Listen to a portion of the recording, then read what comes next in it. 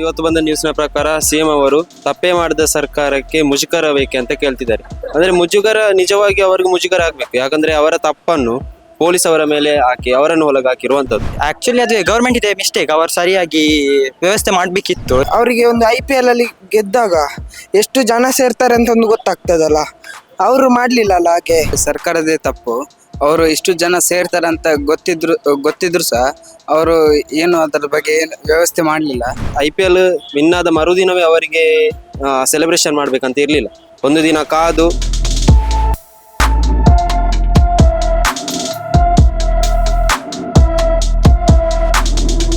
ಇವತ್ತು ಬಂದ ನ್ಯೂಸ್ನ ಪ್ರಕಾರ ಸಿಎಂ ಅವರು ತಪ್ಪೇ ಮಾಡಿದ ಸರ್ಕಾರಕ್ಕೆ ಮುಜುಗರ ಬೇಕೆ ಅಂತ ಕೇಳ್ತಿದ್ದಾರೆ.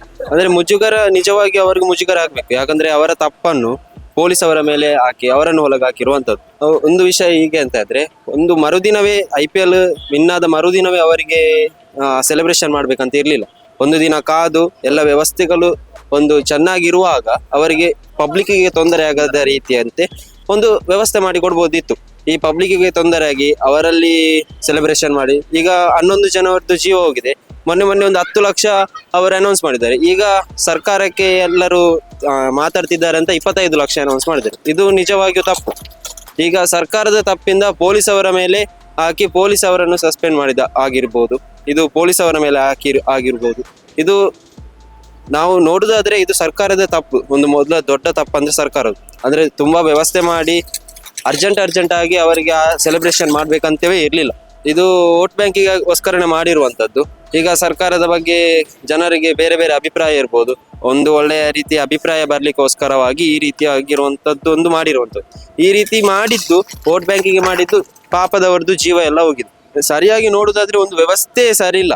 ಒಂದು ಚೆನ್ನಾಗಿರುವಂತಹ ವ್ಯವಸ್ಥೆ ಮಾಡಿ ಒಂದು ಸೆಲೆಬ್ರೇಷನ್ ಮಾಡುದಾದ್ರೆ ಅದಕ್ಕೊಂದು ಅರ್ಥ ಇರ್ತಿತ್ತು.